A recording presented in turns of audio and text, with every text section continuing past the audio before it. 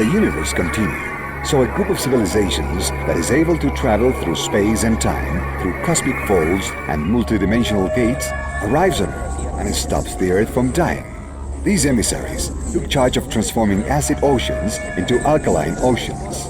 They sowed spores in our world. They accelerated the process of life, hoping that our planet, at a certain moment, could foster a civilization with a psychic and spiritual potential, able to reach levels of evolution that not even these visitors had achieved.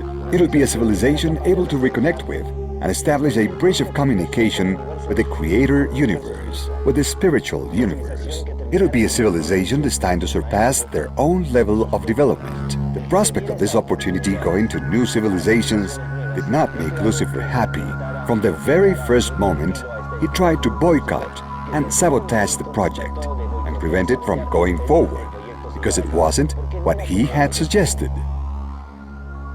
We will discover then that the first civilization to be established on our planet was of extraterrestrial origin.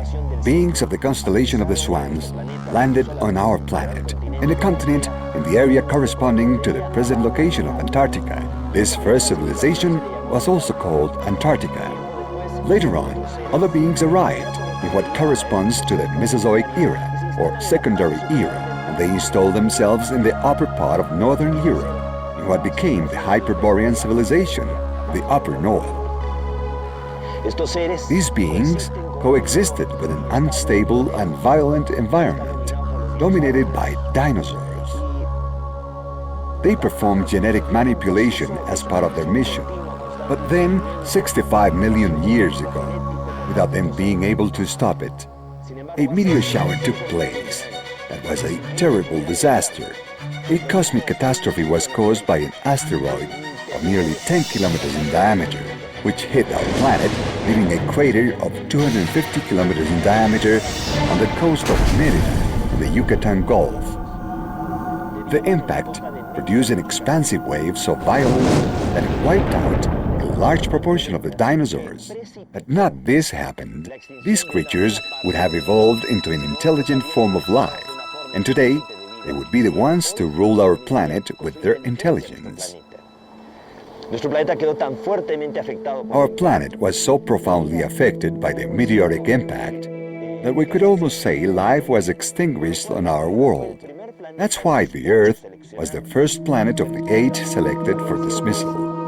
8 planets had been chosen, two per galaxy, from a group of galaxies that rotated around M31, the great nebula of Andromeda, located 2 million light-years from us. So there were 2 planets from each of 4 galaxies in that group. After planet Earth was dismissed, they concentrated on the remaining 7 planets. But with time, 3 of those planets were totally destroyed, but even dust remained with them. The original 8, the cosmic directors, ended up now with 4. A very worrying fact. Having the project fail on the other 4 planets, they decided to give a new opportunity to planet Earth.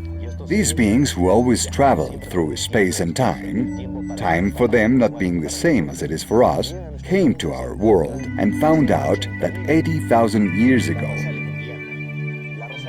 the Lemurian race, the black race originating from Earth, had evolved to such an extent that they had awakened all their potential, including their extrasensory perception. These human beings were capable of discovering that we were living in an alternate time, different from the real time of the universe, and that time could be crossed. Part of this development resulted from the consumption of hallucinogenic plants, something that the extraterrestrials frowned on.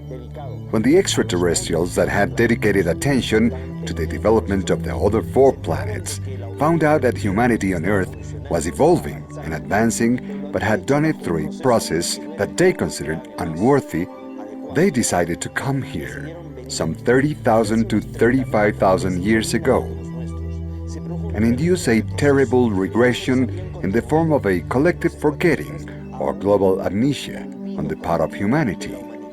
This is mentioned in the Bible in Genesis chapter 11 when it refers to the Tower